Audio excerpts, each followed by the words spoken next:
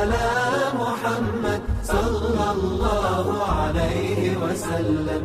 Alhamdulillah, innalhamdulillah, wassalatu wassalamu ala rasulillah wa ala alihi wa sahbihi wa man tabi'ahum bi ihsan ila yaumil qiyamah. Tentunya kita senantiasa bersyukur kepada Allah atas seluruh nikmat yang Allah hadirkan pada kehidupan kita. Karena sesungguhnya siapapun yang dia bersyukur, sesungguhnya dia telah memberikan kualitas nyawa pada hidupnya. Karena Allah berfirman, "Faman syakara fa innama yashkur li nafsih." Siapapun yang mereka bersyukur, sesungguhnya dia telah bersyukur kepada hidupnya dia sendiri. Allah tidak sama sekali membutuhkan syukur kita, tetapi kitalah yang membutuhkan syukur kita. Syukur kita membentuk poros kebahagiaan, syukur kita membentuk poros kelapangan di dalam hati dan jiwa kita. Jangan banyak menoleh kepada orang, jangan banyak melihat kehidupan orang lain, jangan suka membandingkan kehidupan orang lain, supaya kita mudah bersyukur kepada Allah. Syukur itu kayak saringan, yang kotor menjadi bersih, yang keruh menjadi bening. Kalau kita memiliki konsep bersyukur kepada kehidupan kita, syukurlah. Orang yang hidup belum tentu bernyawa. Dalam tanda petik, orang yang hidup belum tentu dia lapang hatinya, bahagia, mendapatkan kecukupan. Dia hidup, tapi tidak mendapatkan itu semuanya. Itu sebagaimana kehidupan tanpa nyawa. Tapi barang siapa yang ingin memberikan nyawa pada kehidupannya, untuk merasakan kecukupan, kelapangan, kebahagiaan, ketenangan, maka tidak bisa didapatkan. Nyawa pada kehidupan itu didapatkan ketika kita senantiasa berusaha dan berupaya menjadi hamba yang selalu bersyukur kepada Allah. Kepada Allah kita bersyukur. Kepadanya kita menggantungkan urusan kehidupan kita. Letakkan hatimu pada sebuah wadah yang di dalamnya ada kesyukuran. Hati itu akan terasa bahagia pada setiap apapun episode yang Allah berikan kepada kita. Amin insyaallah. Kita pada kesempatan hari ini akan melanjutkan kajian kita, yaitu adalah membahas tentang tafsir. Berulang-ulang sering saya menyampaikan dan mengatakan bahwasanya rumpun ilmu yang disebut dengan tafsir itu merupakan salah satu rumpun ilmu yang begitu agung pada kehidupan. Bagaimana tidak agung? Objek dari ilmu ini adalah bagaimana kita membahas dan membedah setiap perkataan Allah, setiap firman-Nya Allah, supaya lahir petunjuk pada kehidupan kita ketika kita membicarakan tentang tafsir. Inilah yang menjadikan kita akhirnya memahami betul betapa luar biasanya tafsir di dalam kehidupan kita. Karena sesungguhnya kehidupan penuntut ilmu harusnya tidak boleh kehidupan setiap para penuntut ilmu harusnya tidak boleh skip dari pembahasan ketika membahas tentang tafsir. Inilah yang menjadikan kita pada pembahasan hari ini membahas tentang tafsir. Semoga Allah memberikan kepada kita keberkahan dari setiap tafsir yang kita pelajari. Kita tentunya mengetahui betul bahwasanya pembahasan tafsir itu merupakan salah satu pembahasan yang agung. Karena objek dari setiap ilmu yang kita peroleh ketika kita membuka tafsir adalah tentang firman-firman Allah yang bertebaran pada setiap suratnya menjadi petunjuk pada kehidupan. Bagaimana tafsir itu tidak menjadi ilmu yang agung? Karena dengan ilmu inilah kita mendapatkan petunjuk di dalam kehidupan ibadah, petunjuk dalam kehidupan muamalah, petunjuk dalam kehidupan berumah tangga, sampai kita pula mendapatkan petunjuk dalam seluruh perkara besar dan perkara kecil. Tidak ada yang terlewatkan ketika kita betul-betul serius dan istiqomah di dalam mempelajari ilmu tafsir. Makanya inilah yang menjadikan kita bersyukur. Kita memiliki salah satu rundown jadwal kita adalah mempelajari tafsir firman-firman Allah, supaya lahir petunjuk pada kehidupan kita dan supaya kita tidak terperosok dengan berbagai macam kerusakan disebabkan ketika kita tidak mengetahui tafsir yang Allah sampaikan di dalam setiap surat dan setiap ayatnya. Kita pada kesempatan hari ini akan melanjutkan pembahasan kita. Kemarin kita telah selesai pembahasan tentang surat Al-Humazah. Sekarang mari kita membahas tentang surat Al-Asr.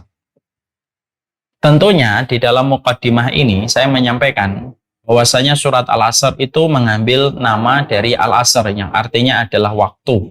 Di samping Al-Asr memiliki waktu adalah waktu asar. waktu ketika kita berada pada ujung sisa hari kita sebelum matahari tenggelam. Itulah yang disebut dengan waktu asar.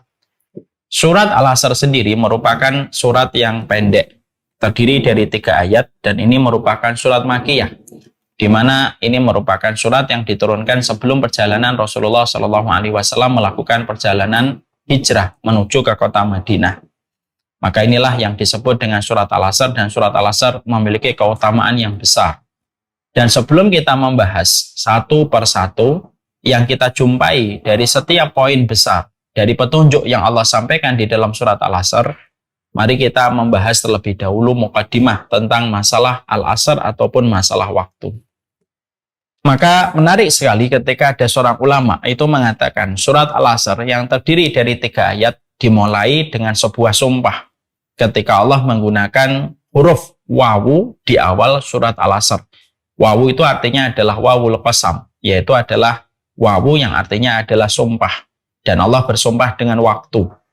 Kita mendapatkan salah satu di antara perspektif dan insight yang kita peroleh ketika kita membaca surat Al-Asr adalah surat Al-Asr itu dimulai dari waktu, di mana surat Al-Asr itu hanya terdiri dari 3 ayat, untuk memberikan keterangan kepada manusia yang hari ini mungkin lalai, bahwasanya betapa singkatnya kehidupan sebagaimana singkatnya surat Al-Asr yang dimulai dengan sumpah pada waktu, tetapi hanya terdiri dari 3 ayat pada surat itu. Ya kan? Maka ini merupakan salah satu di antara makna yang tersembunyi pada surat Al-Asr. Makanya Masya Allah ya, Allah itu bersumpah. Dan kita tentunya paham, kalau Allah itu sudah bersumpah, berarti setiap waktu atau setiap makhluk yang Allah bersumpah dengan makhluk itu menunjukkan keagungan dari apa yang Allah jadikan objek untuk bersumpah. Kita tentunya paham ya, manusia, makhluk tidak boleh bersumpah kecuali atas nama Allah. Saya tidak boleh bersumpah demi Rasulullah, demi Ka'bah. Di dalam hukum tidak diperkenankan. Karena sumpahnya makhluk itu harus dengan Khalik, tidak boleh dengan sesama makhluk. Tapi bagi Khalik boleh bersumpah dengan makhluk. Allah bersumpah dengan waktu, Allah bersumpah dengan kuda perang, Allah bersumpah dengan matahari. Itu menunjukkan kalau Allah sampai bersumpah menggunakan huruf qasam atau huruf sumpah, yaitu dengan wawu atau dengan bi atau dengan ta, itu menunjukkan bahwasanya perkara yang Allah jadikan sebagai objek ketika Allah itu bersumpah, itu berarti menunjukkan keagungannya itu gede. Sampai Allah bersumpah dengan perkara itu. Ya. Jadi menunjukkan kepada kita sebuah pelajaran yang kita tidak boleh untuk tidak tahu. Kalau Allah bersumpah, kalau kita membaca Al-Quran, lalu kita jumpai Allah itu sudah bersumpah, berarti apapun yang dijadikan oleh Allah dari makhluknya, lalu Allah bersumpah dengan makhluknya, berarti itu merupakan perkara yang besar ketika Allah bersumpah dengan makhluknya. Dan salah satunya Allah bersumpah dengan waktu sebagaimana yang kita ketahui di waktu asar. Ketika Allah bersumpah pada surat ini dengan mengatakan pada ayat yang pertama, wal asri. Masya Allah, berarti waktu asar itu luar biasa. Nah, mari kita sekarang sebelum pembahasan ini, saya ingin kita mengetahui tentang waktu. Apa sih waktu dalam perspektif orang mukmin yang beriman kepada Allah kalau kita bicara tentang waktu? Karena surat Al-Asr hanya terdiri dari 3 ayat. Dimulai dari sumpah, dan sumpahnya Allah sumpah kepada waktu. Berarti ada beberapa hal yang kita harus ketahui tentang waktu. Wal asri. Yang pertama, kita tentunya paham bahwasanya waktu itu pemiliknya adalah Allah. Ini yang kita harus paham. Bahwasanya yang menggenggam waktu itu adalah Allah. Allah yang melambatkan, Allah yang mempercepat waktu itu. Ini merupakan waktu yang Allah tetapkan pada kehidupan kita. Makanya kenapa kita tidak boleh mencela masa, kita tidak boleh mencela zaman, kita tidak boleh mencela waktu. Karena waktu, zaman, dan masa itu pemiliknya adalah Allah. Dan kita tidak boleh mencelanya. Tidak boleh kita mengatakan zaman edan, tidak boleh. Kita tidak boleh mengatakan zaman gila, tidak boleh. Kenapa? Karena Allah Subhanahu wa taala mengatakan karena sesungguhnya Allah mengatakan kepada kita, Ana dahru, fala tasubud dahr. Analah, sayalah pemilik waktu dan janganlah kalian mencela waktu dan mencela zaman. Itu yang disampaikan oleh Allah Subhanahu wa taala di dalam hadis qudsi. Makanya waktu itu tidak pernah rusak. Yang rusak itu manusianya. Ya. Zaman fitnah, fitnahnya itu bukan kepada zamannya, tetapi fitnah itu kembali kepada pelakunya. Zamannya itu netral, karena itu yang memilikinya adalah Allah. Makanya sekali lagi ya, kita tidak boleh gampang-gampang ikut mengatakan ini zaman id dan ini zaman gila. Kalau tidak ikut gila maka kita tidak bisa hidup. Kita tidak boleh ikut narasi yang semacam ini karena mereka mungkin tidak tahu bahwasanya waktu itu pemiliknya adalah Allah. Ketika kita memahami waktu itu adalah yang memiliki adalah Allah Subhanahu wa taala, maka sesungguhnya jangan mencela waktu dan kita harus paham.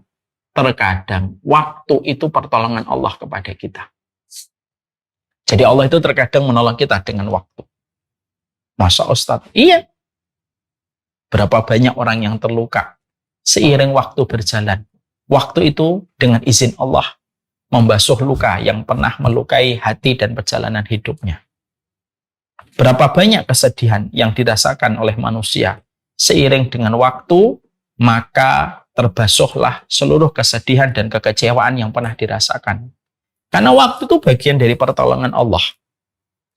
Berapa banyak orang dolim, lalu seiring dengan waktu orang yang dolim ini yang dulunya tertawa, terbahak-bahak ketika melakukan kejahatan, maka seiring dengan waktu dia menangis, menggigit rasa sakit dan perih ketika dia mendapatkan kondisi sudah memutarbalikkan dia dari atas menuju ke bawah. Itulah waktu. Itulah waktu. Maka inilah yang menjadikan kita akhirnya paham. Terkadang pertolongan Allah diberikan kepada orang yang beriman dengan waktu. Terkadang Allah pun membalikkan kondisi manusia terhadap. Allah itu mengembalikan kejahatan seseorang itu ya dengan Allah memutar waktu yang akhirnya menjadikan dia rodanya berada di bawah dan dia merasakan berbagai macam kesedihan dari akibat kesombongan yang pernah dia lakukan. Itu adalah waktu. Makanya sekali lagi, terkadang Allah menolong kita dengan waktu yang Allah pergulirkan untuk kita. Dan terungkaplah semua kejahatan. Ambruklah semua kesombongan seiring waktu yang berjalan. Makanya maaf ya, kalau saya boleh menasihati diri saya. Orang yang hari ini sering melakukan kemaksiatan dan sering menantang Allah, menantang setiap hukum dan syariat yang Allah berikan pada kehidupan, maka kita bisa memberi nasihat secara pelan gitu ya. Tidak ada pesta yang tidak usai. Kenapa? Waktu nanti yang akan memutarbalikkan semuanya. Inilah yang kita harus pahami tentang masalah waktu. Kita tentunya mendapati Umayyah bin Khalaf. Umayyah bin Khalaf pernah menindih Bilal bin Abi Robah dengan batu besar sampai akhirnya menjadikan Bilal bin Abi Robah itu mengatakan ahad, lalu dia tuangkan air di samping Bilal, padahal Bilal dalam kondisi kehausan yang luar biasa. Tapi ketika waktu berjalan, akhirnya Bilal menjadi sahabat utama Rasulullah SAW. Kita melihat bagaimana Umayyah bin Khalaf akhirnya menjadi terhina, walaupun beberapa tahun sebelumnya dialah yang menghinakan Bilal. Itulah waktu. Maka hati-hatilah, tidak ada kejahatan yang terencana dan terorganisir kecuali semua makar kejahatan itu kembali kepada dirinya seiring waktu yang diputar oleh Allah. Makanya Allah menyampaikan kepada kita, tilkal ayyamu nudawiluha bainan nas. Itulah hari-hari yang Allah putarkan kepada setiap manusia. Kamu hari ini di atas, kamu nanti di bawah. Kamu hari ini di bawah, nanti kamu akan di atas seiring dengan waktu. Dan yang menggenggam waktu itu adalah Allah Subhanahu wa taala. Allah melambatkan bagi hamba yang Allah kehendaki, Allah mempercepat bagi kondisi yang Allah kehendaki. Maka inilah yang menjadikan kita memahami. Terkadang banyak para fisikyawan mengatakan waktu itu relatif. Ya, kalau dalam bahasa iman itu apa? Waktu itu yang menggenggam Allah. Allah yang melambatkan, Allah yang mempercepat sesuai dengan apa yang Allah kehendaki. Karena sekali lagi, pemilik waktu itu adalah Allah. Kalau kamu sedang mendapatkan kesedihan, tenang. kesedihanmu seiring dengan waktu akan sembuh ketika Allah mengizinkan. Kalau hari ini kamu lagi sombong-sombongnya, hati-hati. Seiring dengan waktu, kamu akan di bawah dan kamu akan dilecehkan sama orang yang dulu kamu lecehkan. Seiring dengan waktu, banyak perkara yang hari ini kita tertutup dari semua solusi, seiring dengan waktu Allah memberikan kepada kita solusi. Karena disinilah kita akhirnya memahami betul. Sesungguhnya waktu menempati sebuah pemahaman yang kita harus paham. Waktu itu pemiliknya adalah Allah Subhanahu wa Ta'ala. Ya. Ini yang pertama. Yang kedua yang kita harus pahami tentang waktu adalah, yang kedua yang kita pahami bagi kehidupan orang yang beriman, waktu itu adalah pedang. Ini merupakan perkataan yang paling tepat untuk merevisi dan untuk mengkoreksi orang yang mengatakan bahwasanya waktu adalah uang, kata orang Jepang. Time is money. Maka sesungguhnya waktu itu bukan uang. Waktu itu bukan uang.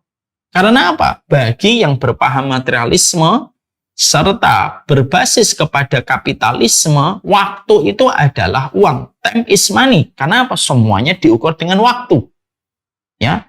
Jadi mereka ketika ketinggalan waktu kehilangan uang. Karena apa? Basic pemikiran mereka sudah terisi dengan berbagai macam hal yang berbau materialisme dan berbau kapitalis.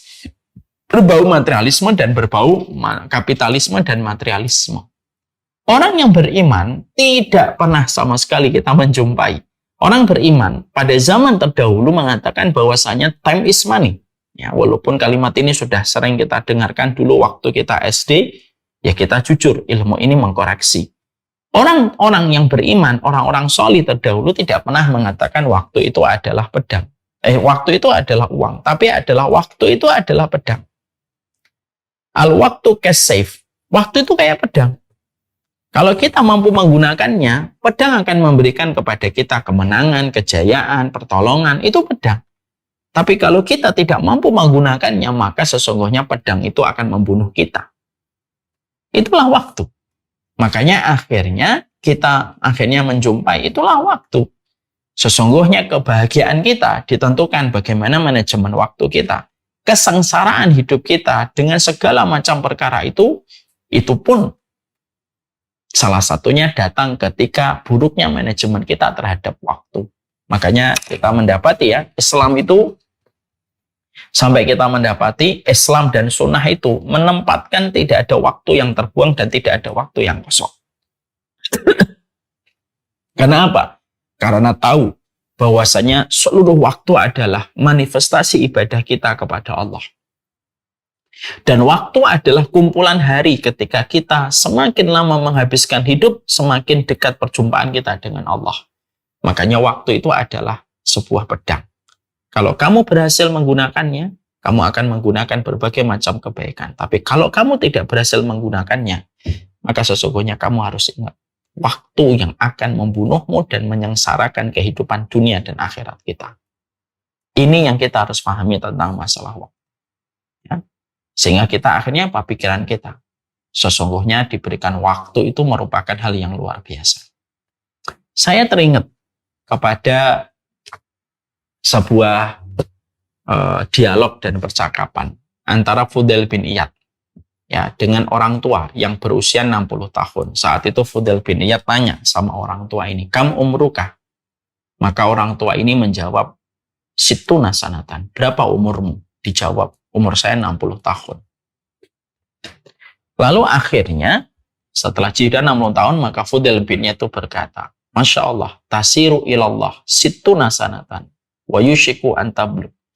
Kamu telah berjalan selama 60 tahun di dalam hidupmu dan sesungguhnya perjalanan kamu sudah dekat perjumpaan dengan Allah. Yang menarik dari dialognya Fudail bin Iyad, seorang ulama besar, kepada orang tua yang ada pada dialog ini adalah Fudail bin Iyad itu menghadirkan kepada kita. Ternyata umur itu merupakan waktu yang terus ditambah dan terus ditambah untuk menambah kedekatan kita, perjumpaan kita dengan Allah. Itulah waktu menurut Fudail bin Iyad. Kalau saya 44 tahun berarti saya telah berjalan menuju kepada Allah 44 tahun. dan sebentar lagi berjumpa dengannya. Kalau ibu-ibu usianya 35, 39, 40, 45, 47, berarti ibu berjalan sepanjang itu menuju kepada Allah.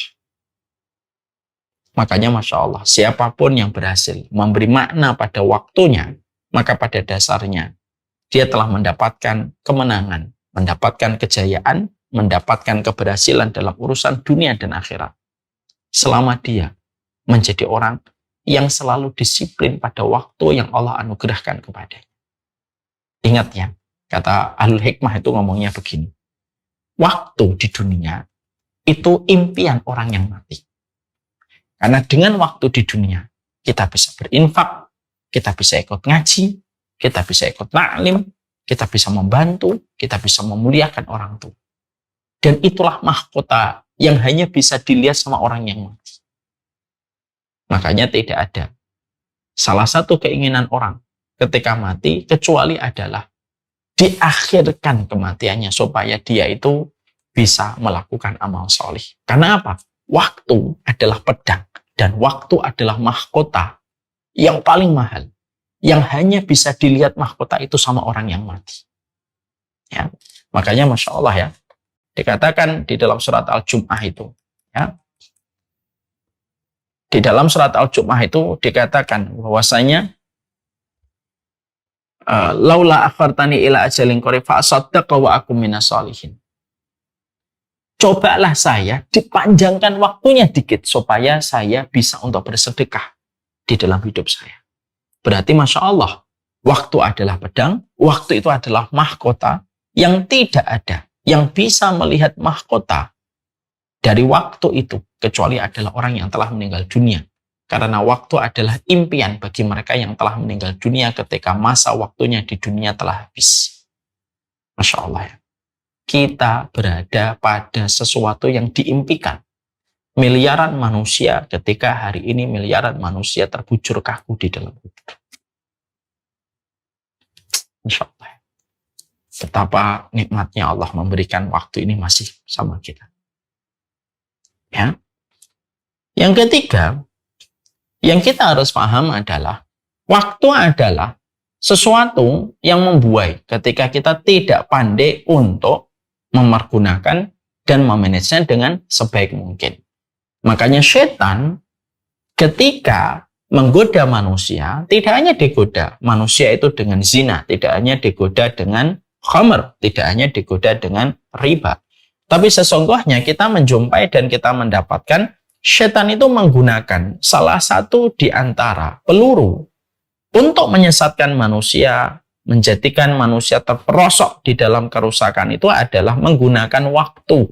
Di mana waktu itu dibuat pada kehidupan manusia berantakan, dia tidak tahu apa yang harus dilakukan dan dikerjakan, lalu akhirnya habislah seluruh waktunya ketika dia tidak menyadari bahwasanya waktu itu merupakan kenikmatan yang melenakan ketika dia tidak memaksimalkan pada ketaatan dan ibadah. Ya, jadi hati-hati itu. Makanya Masya Allah sekali lagi ya. Suara ini di sini. Jadi disinilah kita akhirnya paham bahwasanya waktu itu merupakan salah satu senjata setan bagi mereka yang tidak waspada. Orang yang tidak beriman, ketika orang yang tidak beriman kepada Allah dan tidak beriman kepada hari akhir adalah orang yang paling menyia-nyiakan waktunya. Sehingga akhirnya tidaklah waktu berlalu kecuali tidak bertambah ketaatan dan tidak bertambah ibadah yang dia lakukan dan dia kerjakan. Makanya Rasulullah mengucapkan ni'matani maqbunun fihi makasirum minan nas. Dua waktu yang paling banyak memperdaya manusia, yaitu adalah sehat dan waktu kosong. Ya. Makanya akhirnya tadi saya sampaikan kan, Islam itu karena tahu waktu kosong itu merupakan salah satu di antara amunisi setan untuk menyesatkan manusia, maka Islam itu membuat sebuah formula untuk mengobati penyakit waktu kosong itu. Apa itu? Fa'idha faragta fansab. Kalau sudah selesai, pindah kepada amal yang lainnya.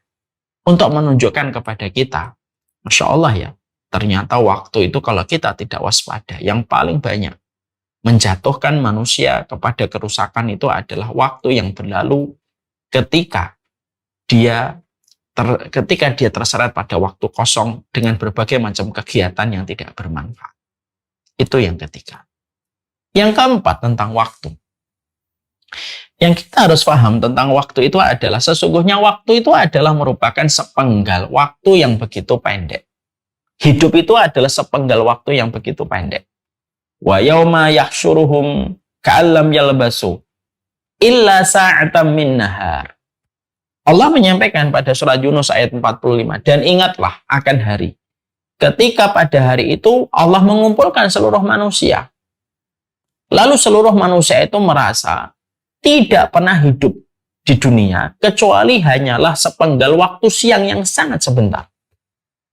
Artinya, waktu itu kumpulan, hidup itu kumpulan waktu yang begitu singkat dirasakan oleh manusia. Makanya, perkataan manusia ketika nanti dihadapkan kepada Allah, itu perkataan mereka itu mengatakan, ya Allah, seakan-akan saya itu hidup sebentar. Seakan-akan saya itu hidup sebentar.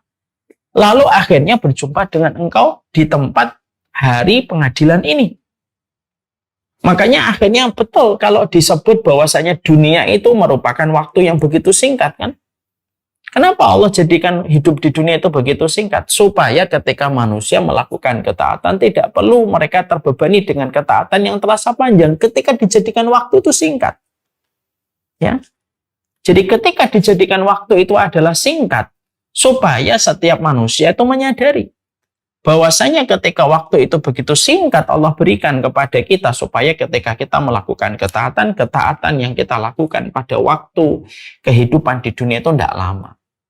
Makanya inilah yang menjadikan orang mukmin selalu senantiasa konsisten di dalam ketaatannya, karena mereka merasa bahwasanya kehidupan itu adalah sepenggal waktu yang begitu singkat pada kehidupan di dunia. Ya. Maka inilah yang menjadikan kita akhirnya memahami kenapa kita membahas tentang hakikat waktu. Dari penjelasan tadi bahwasanya waktu itu adalah pemiliknya adalah Allah. Kenapa kita membahas bahwasanya waktu itu adalah sebagaimana pedang, bahwasanya waktu kosong itu merupakan sesuatu yang membuai banyak kehidupan manusia, dan waktu itu merupakan kumpulan hidup yang begitu singkat, supaya kita paham perspektifnya waktu. Karena apa? Apa kaitannya dengan surat Al-Asr? Allah bersumpah dengan waktu asar. Dan kalau kita tidak tahu tentang hakikatnya waktu, maka kita tidak akan pernah tahu kenapa Allah itu bersumpah dengan waktu bagi kehidupan kita sebagai orang yang beriman. Inilah yang menjadikan pembahasan tentang waktu memiliki korelasi yang kuat ketika kita membahas tentang tafsir surat Al-Asr. Setelah kita membahas tentang itu, nah sekarang kita pembahasannya.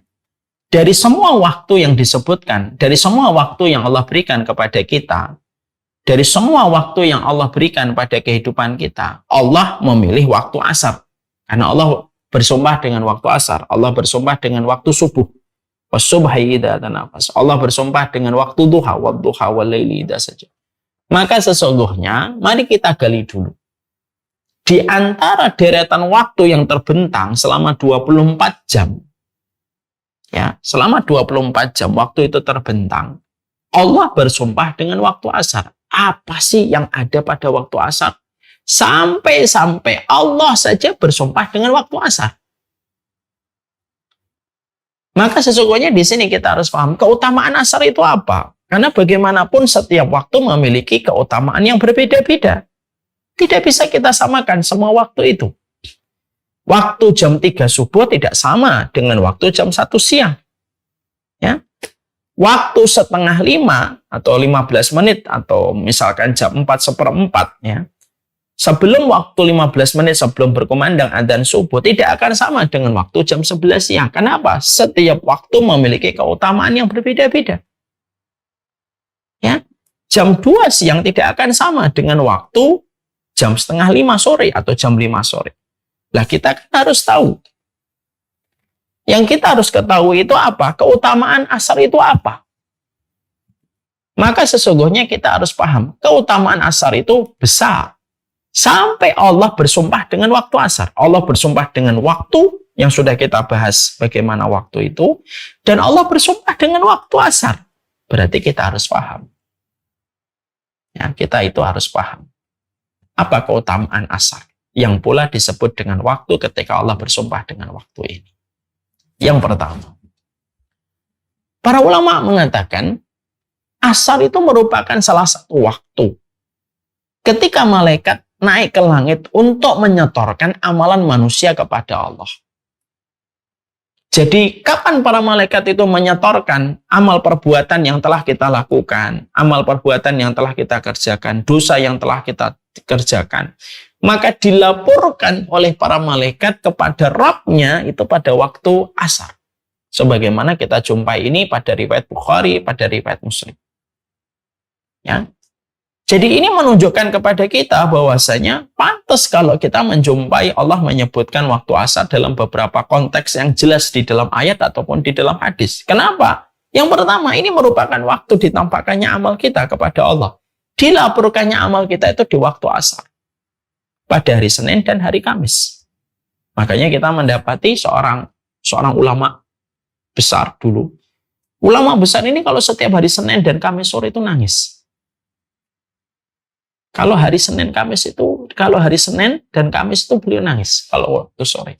Keluarganya sempat ada yang tanya, apa yang membuatmu menangis setiap Senin dan Kamis sore? Apa yang membuatmu menangis pada hari Senin dan Kamis sore? Maka ulama ini berkata, bagaimana aku tidak bersedih? Pada hari Senin dan Kamis sore, asar, sesungguhnya amal kita dilaporkan oleh malaikat kepada Allah. Dan saya khawatir apabila tidak ada satupun amal yang dilaporkan dari kebaikan yang saya kerjakan sepanjang hari. Dilaporkannya sore. Berarti menunjukkan apa? Keutamaan waktu asar. Kenapa? Malaikat tidak melaporkan di waktu siang, tidak melaporkan di waktu pagi, tetapi melaporkan amal manusia seluruhnya dari timur ke barat. Dilaporkannya seluruh amal manusia itu di waktu asar. Hari Senin dan Kamis. Ditampakkan dan dilaporkan amal itu kepada Allah. Ini menunjukkan kepada kita, Masya Allah ya. Makanya betul. Kalau akhirnya kita menjumpai salah satu riwayat Muslim yang mengatakan kepada kita, fihi sa'atum minal asri. Kata Rasulullah SAW bahwasanya, kata Rasulullah SAW itu, hari Jumat itu ada hari yang mustajab. Ada waktu yang mustajab. Tidaklah setiap hamba, kalau mereka berdoa pada hari Jumat, kecuali dikabulkan oleh Allah permintaannya. Lalu pada sahabat itu bertanya, kapan golden time-nya atau kapan prime time-nya kita berdoa pada hari Jumat itu ya Rasulullah? Perhatikan jawaban Nabi. Faltamisuha fi akhiri sa'atin minal asri. Carilah prime time-nya kamu berdoa kepada Allah pada hari Jumat, yaitu adalah waktu ketika 1 jam sebelum tenggelamnya matahari di waktu asar. Insya Allah ya, itu menunjukkan luar biasa kan. Mari kita bicarakan gini. 7 hari dalam sepekan, mana yang paling utama? Yang paling utama hari Jumat. Hari Jumat 24 jam dari Kamis malam sampai Jumat malam. Mana yang paling utama? Rasulullah mengatakan, faltamisuha fi akhiri sa'atin minal asri. Carilah prime time-nya kamu untuk berdoa kepada Allah, meminta kepada Allah, carilah itu pada 1 jam sebelum tenggelamnya matahari. Itu menunjukkan apa? Kenapa kok kita berdoanya pada saat itu? Karena pas pada saat kita berdoa itu juga bersama dengan para malaikat yang sedang melapor kepada Allah tentang amal perbuatan manusia. Dan itu menunjukkan kepada kita besarnya keutamaan waktu asar. Yang pertama. Yang kedua, keutamaan yang kedua yang dimiliki oleh waktu asar itu adalah sesungguhnya waktu asar itu merupakan waktu asar itu merupakan indikator keimanan sebagaimana Waktu asar itu merupakan salah satu di antara indikator kemunafikan. Ya. Karena Rasulullah Shallallahu Alaihi Wasallam itu menyampaikan kepada kita dalam salah satu riwayat yang sahih.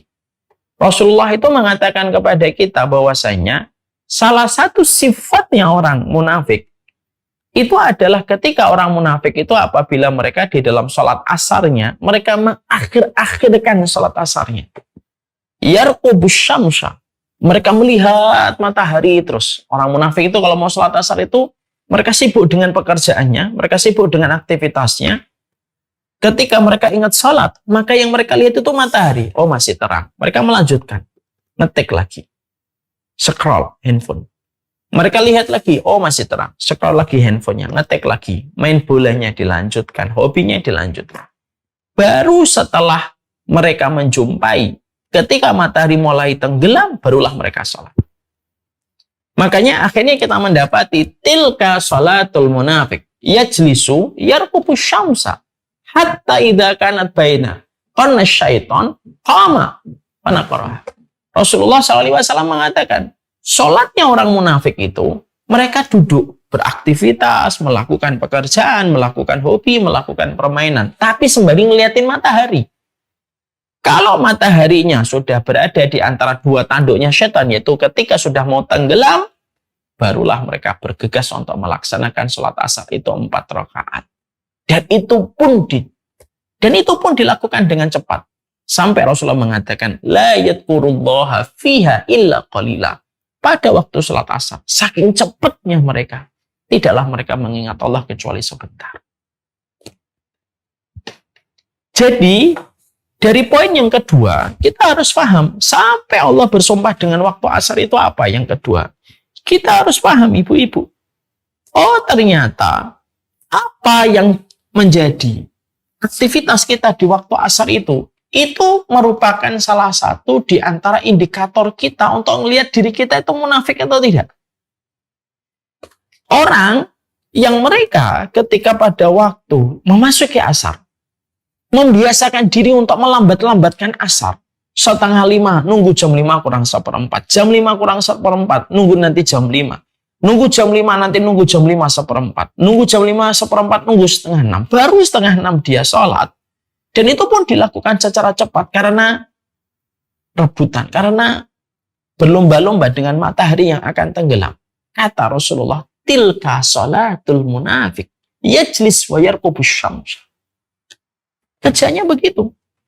Berarti di situ kita bisa melihat, oh kalau ada orang sengaja melambat-lambatkan sholatnya, entah itu suami, entah diri kita, entah istri kita, entah anak kita, kebiasaannya suka melambat-lambatkan sholat asar. Dan ketika diingatkan tentang sholat asar, mereka selalu beralasan, nanti sebentar lagi, toh mataharinya masih terang. Maaf ya, suka atau tidak suka kita harus paham. Itu salah satu ciri di antara orang yang melaksanakan sholat dari kalangan munafik. Ya, makanya akhirnya orang yang beriman itu orang yang mereka itu menyegerakan sholat mereka, terutama sholat asar. Jadi orang-orang yang betul-betul beriman kepada Allah itu mereka betul-betul menyegerakan sholat asar mereka. Karena mereka tahu kalau saya melambatkan, ada indikator kemunafikan pada hati saya. Siapa yang tidak khawatir dengan indikator kemunafikan? Karena kemunafikan itu mengerikan. Bagaimana azab yang Allah ancamkan untuk mereka. Makanya Allah sampai berfirman di dalam surat Al-Baqarah 238. Hafidhu ala salati wa salatil wusta wa qumu lillahi qanitin. Peliharalah seluruh sholatmu dan sholat awusto. Insyaallah, perhatikan ini ayat. Ya. Allah itu menyampaikan, hafidhu ala salawati was salatil wusta. Peliharalah seluruh sholatmu dan sholat wusta, itu sholat asar. Menarik ya. Padahal sebelumnya Allah sudah menyampaikan, hafidhu ala salawat. Allah sudah menyampaikan sebelumnya itu adalah, jagalah seluruh sholat-sholatmu. Tapi sholat-sholatmu itu apa? Duhur, asar, maghrib, isya, subuh.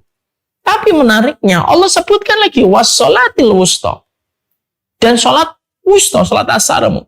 Wa qumu lillahi qanitin, dan berdirilah kamu kepada Allah dengan cara yang khusyuk. Di situ kita menjumpai dan kita mendapati luar biasa. Allah menyebutkan kata sholat-sholat dalam bentuk plural untuk menggabung semua sholat. Lalu Allah menyebutkan kata sholatil wusta disebut lagi oleh Allah. Maka itu menunjukkan berarti sholat asar itu memiliki keistimewaan besar sekali. Sampai disebutkan kembali oleh Allah setelah Allah menyebutkan kata sholat. Contohnya begini.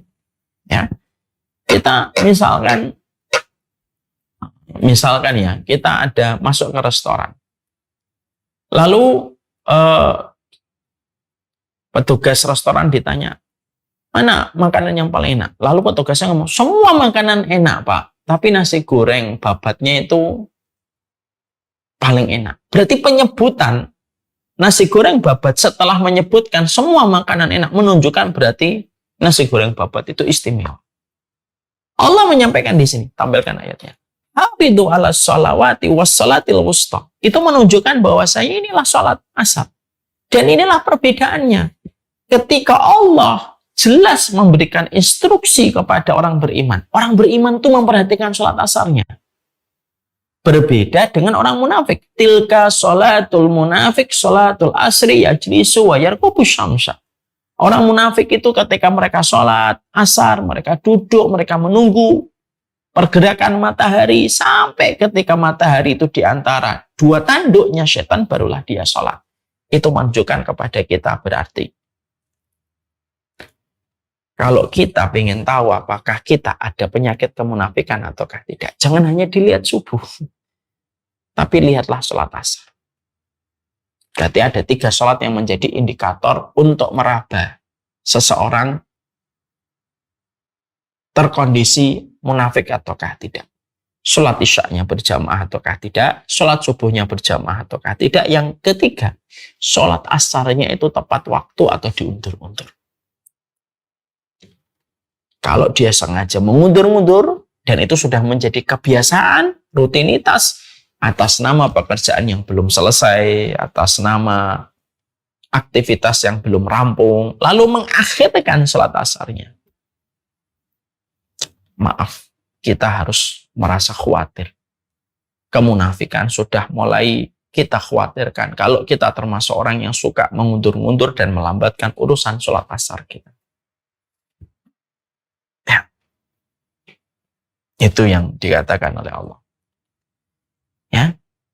Yang ketiga, keutamaan yang sholat asar itu apa? Keberuntungan dan kerugian itu terletak salah satunya pada waktu asar. Ya. Makanya kita menjumpai keberuntungan dan kerugian itu ya bagaimana kita ketika melihat sholat asar.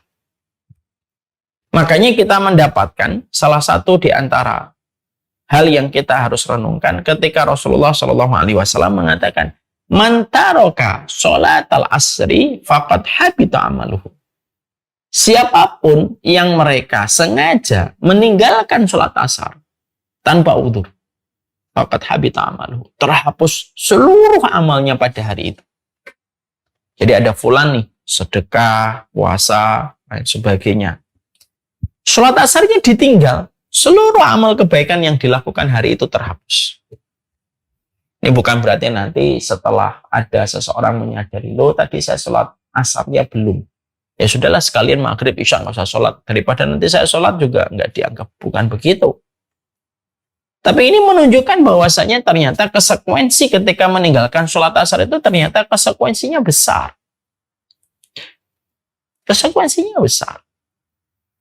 Sehingga akhirnya menjadikan seseorang itu harus betul-betul memiliki keterikatan dengan asarnya itu. Meninggalkan sholat duhur, dosa besar, tapi tidak menghapuskan amal seharian yang dia lakukan dalam ketaatan. Meninggalkan sholat subuh itu merupakan amalan, itu merupakan dosa yang besar, tapi tidak menghapuskan amal kebaikan yang dilakukan olehnya pada hari itu. Tapi beda dengan sholat asar. Kalau sholat asar itu Rasulullah sendiri yang menyampaikan, "Man taraka sholatal asri faqad habita amaluhu. Siapapun yang sengaja meninggalkan sholat asarnya, terhapus seluruh amalnya. Itu merujuk kepada makna yang sangat clear dan jelas. Jangan main-main dengan asar. Sebagaimana sebaliknya hadisnya, ya. Maka Rasulullah SAW mengatakan, kalau tadi cuma ditampilkan, maka sesungguhnya Rasulullah SAW mengatakan, inna hadhis salat uridat ala man kana qablakum. Rasulullah SAW menyampaikan, sesungguhnya sholat asar ini pernah diwajibkan kepada kaum sebelum kita. Oh, berarti kaum sebelum kita ini dulu pernah mendapatkan kewajiban syariat untuk melaksanakan sholat asar. Jadi sesungguhnya sholat asar ini, kata Rasulullah, pernah diwajibkan kepada orang sebelum kalian. Fadayya'uha, lalu mereka itu meremehkan sholat asar itu. Faman hafidha 'alaiha kana lahu ajruhu marrataini. Lalu kata Rasulullah, siapapun yang mampu untuk menjaga sholat ini, maka pahalanya itu 2 kali lipat. Wala sholata ba'da, tidak ada sholat setelahnya. Hatta yatlul syahida, sampai terbitnya matahari atau terbitnya bintang. Artinya tidak ada sholat lagi setelah sholat asar sampai nanti matahari tenggelam dan digantikan dengan sholat asar. Lah ini menunjukkan kepada kita, waktu asar itu istimewa betul. Ya. Ada kaitannya dengan keindahan dan romantisme senja, anak senja, Ustaz. Ya, saya nggak ngerti tentang anak senja. Tapi memang begitulah, asar itu memiliki sebuah keutamaan besar. Keutamaan yang sejatinya memang tidak pernah kita jumpai dan tidak pernah kita dapatkan keutamaan itu pada waktu-waktu sholat yang lainnya. Ya. Sehingga akhirnya dari situlah kita memahami betul. Jangan main-main dengan sholat asar itu. Allah saja bersumpah dengan waktu asar. Di mana banyak manusia itu meremehkan waktu asar. Kan banyak manusia kalau di waktu asar itu apa? Pas lagi cepet-cepetnya pengen pulang kerja, asar. Ya kan? Pas lagi capek-capeknya dia bekerja, lalu asar itu betul-betul mengujinya dia. Menguji betul waktu asar itu, menguji orang. Karena pas lagi letih-letihnya, pas lagi malas-malasnya, pas berada pada penghujung hari itu. Makanya akhirnya Allah uji manusia itu dengan waktu asar. Dengan sholat 4 rakaat. Ya. Untuk mengetahui bagaimana kualitas manusia itu di dalam kehidupannya. Dengan adanya waktu asar yang Allah turunkan kepada kita. Ya. Makanya lihat kan, sampai Rasulullah sendiri saja yang sampai mengatakan, man taraka sholatal asar faqad habita amaluhu. Lu sampai Nabi mengatakan, siapapun yang meninggalkan sholat asar, maka telah terhapus amal-amal kebaikan yang dia kerjakan. Itu kan betul-betul menjadi sebuah perenungan untuk kita, ya, tentang sholat asar. Ada yang menggampangkan, ada yang mengundur-mundur, ada yang sengaja melihat matahari terus ketika waktu asar itu datang, lalu sholatnya baru ketika matahari mulai terbenam.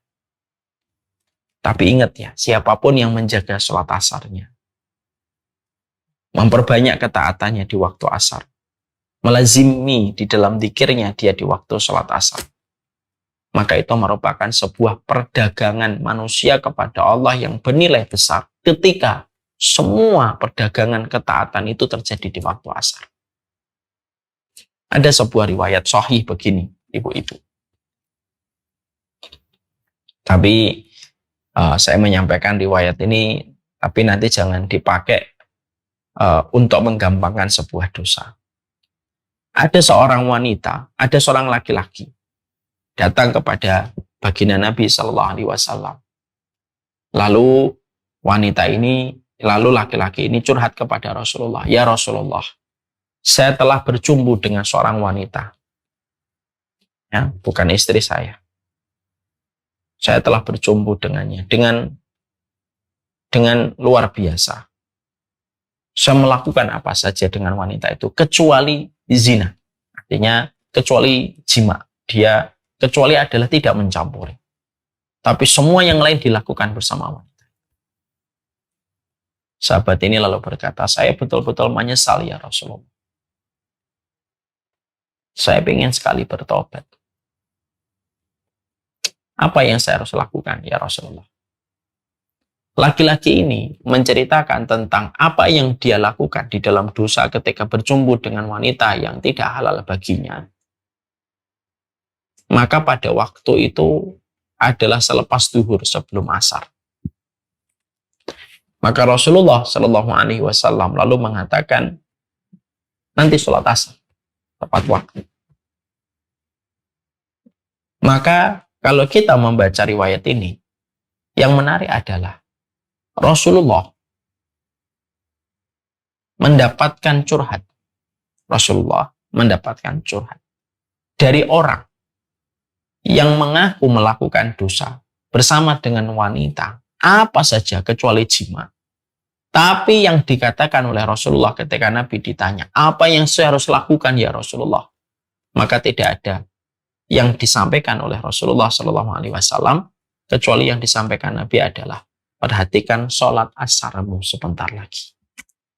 Itu menunjukkan kepada kita, oh Masya Allah ya, sampai sholat asar ini luar biasa menghapuskan dosa.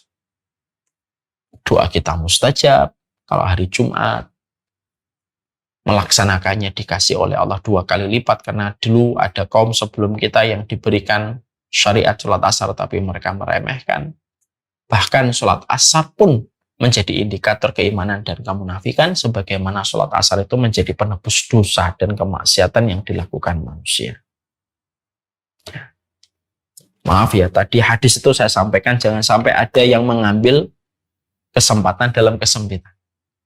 Oh, jadi kalau misalkan ada orang pacaran gitu, terus akhirnya melakukan tindakan melampaui batas, melakukan apa yang mereka mau bersama dengan pasangan haramnya gitu, apa-apa, yang penting setelah itu sholat asar. Bukan itu.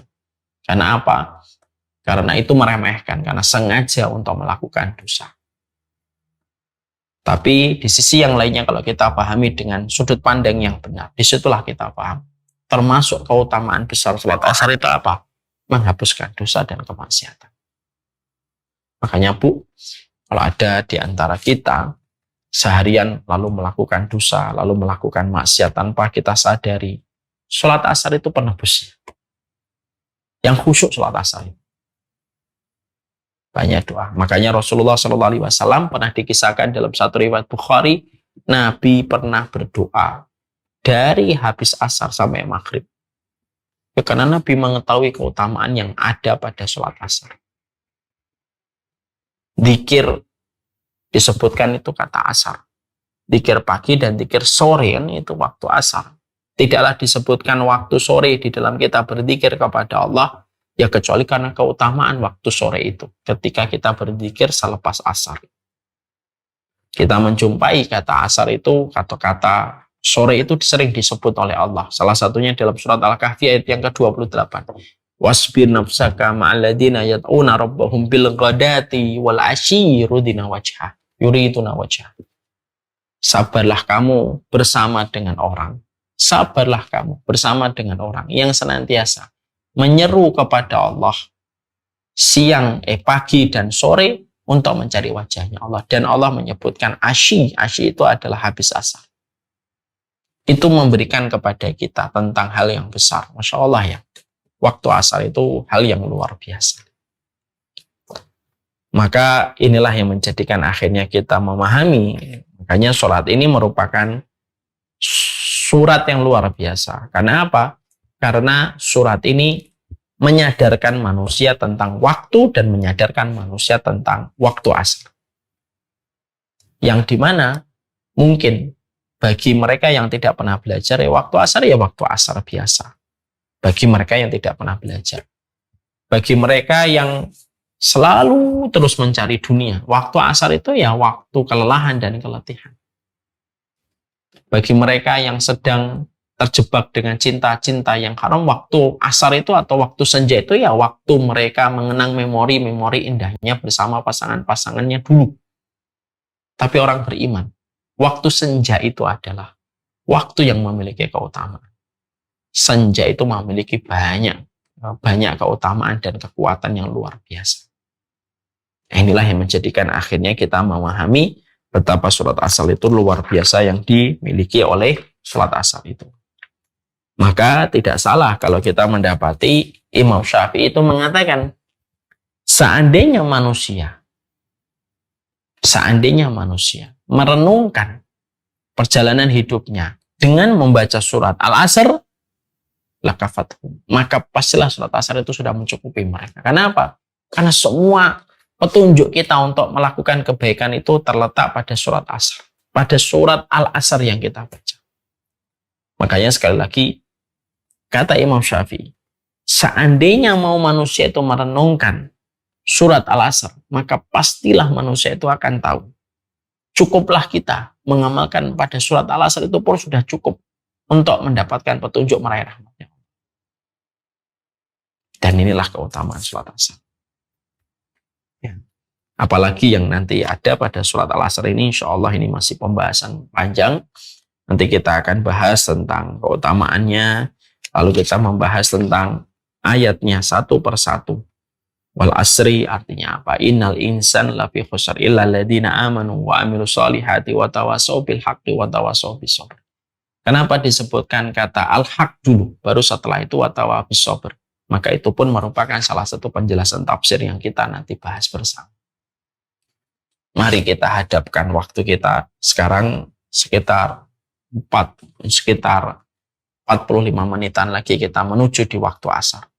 Perhatikanlah sholat asar itu merupakan sholat yang disebutkan secara khusus oleh Allah. Wa sholatil wusta. Merupakan waktu ketika doa itu mustajab. Ya, sholat asar itu merupakan waktu yang paling tepat berzikir, merupakan waktu yang paling tepat berdoa. Sebagaimana sholat asar itu merupakan waktu yang menjadi indikator kemunafikan.